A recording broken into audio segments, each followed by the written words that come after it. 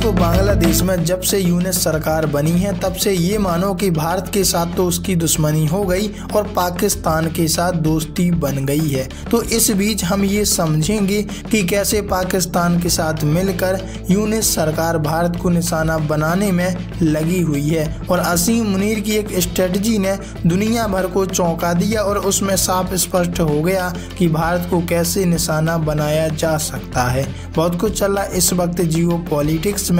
आइए जानते हैं क्या है पूरा मामला और भारत के खिलाफ कैसी रणनीतिक साजिश रची जा रही है। आइए जानते हैं। देखो, खबर सामने आ रही है कि भारत के खिलाफ अपनी जमीन का इस्तेमाल करा रहे यूनिस ढाका में ISI ने बनाया ठिकाना। क्या है असीम मुनीर की स्ट्रेटजी?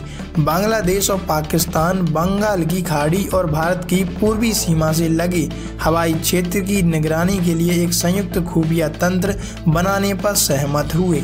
अब इसमें बात ये आ जाती है कि दोनों देश आखिरकार मिलकर भारत को किस पॉइंट पर टैकल करेंगे और कैसे नुकसान पहुंचाएंगे। देखो, बांग्लादेश में तख्ता पलट के बाद से वहां की अंतरिम सरकार के मुखिया अपनी जमीन का इस्तेमाल भारत के खिलाफ करने में जुटे हुए हैं। यही कारण है कि वे अपने लोगों की आवाज दबाकर बांग्लादेश में आम चुनाव नहीं कराना चाहते और अपनी मोनोपोली चलाना चाहते हैं। शेख हसीना की सरकार के पतन के बाद से बांग्लादेश और पाकिस्तान के बीच सैन्य सहयोग तेजी से बढ़ा है।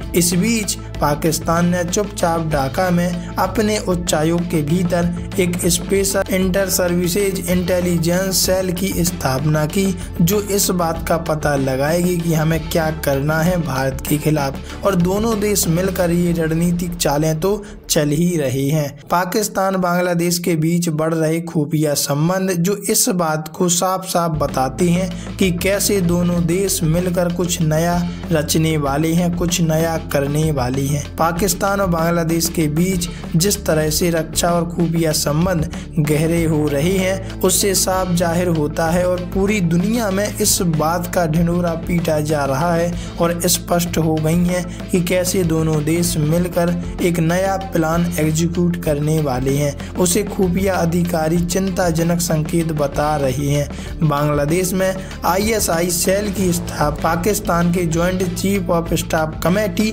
के अध्यक्ष जनरल साहिर शमशाद मिर्जा की ढाका की 4 दिवसीय यात्रा के बाद हुई। शमशाद मिर्जा ने अपनी यात्रा के दौरान मोहम्मद यूनिस और बांग्लादेश की सेना, नौसेना और वायुसेना के प्रमुखों से मुलाकात की। मतलब कुछ बड़ा होने वाला है। बांग्लादेश के खुफिया अधिकारियों के साथ की बैठक। CNN न्यूज 18 की रिपोर्ट के अनुसार पाकिस्तानी जनरल शमशाद मिर्जा 8 सदस्यीय प्रतिनिधि मंडल के साथ ढाका पहुंचे थे, जिसमें ISI के वरिष्ठ अधिकारी के साथ साथ पाकिस्तानी वायुसेना और नौसेना के प्रतिनिधि शामिल थे। पाक प्रतिनिधि मंडल ने कथित तौर पर बांग्लादेश की राष्ट्रीय सुरक्षा खुफिया एजेंसी NSI और सेना खुफिया महानिदेशालय के शीर्ष अधिकारियों के साथ कई दौर की बैठक की। भारत के पूर्वी राज्यों पर पाकिस्तान की नज़र। रिपोर्ट में यह दावा किया गया है कि दोनों देश बंगाल की खाड़ी और भारत के पूर्वी सीमा से लगे हवाई क्षेत्र की निगरानी के लिए एक संयुक्त खुफिया तंत्र बनाने पर सहमत हुए। बताया जा रहा है कि इसके तहत बांग्लादेश ने पाकिस्तान को ढाका स्थित अपने उच्चायोग में कई खुफिया कर्मियों को तैनात करने की अनुमति दी है, जो ये पता लगाएंगे कि आखिरकार बॉर्डर पर चल क्या रहा है। इसके बदले पाकिस्तान ने बांग्लादेश को व्यापक सैन्य और तकनीकी सहायता की पेशकश की है, जिसमें संयुक्त सैन्य अभ्यास भी शामिल है। दोनों देशों के बीच होगी डिफेंस डील। ढाका ने पाकिस्तान के JF-17 थंडर फाइटर जेट और फतेह सीरीज रॉकेट सिस्टम खरीदने में रुचि भी दिखाई है। अगले कुछ हफ्तों में एक उच्च स्तरीय बांग्लादेशी सैन्य प्रतिनिधि मंडल रावलपिंडी का दौरा करेगा, जहां जनरल मिर्जा की यात्रा के दौरान चर्चा किए गए कई समझौतों पर ज्ञापनों और रक्षा खरीद सौदे को अंतिम रूप दिया जाएगा। बांग्लादेश की राजधानी के अंदर ISI सेल का बनना भारत के लिए चिंताजनक है।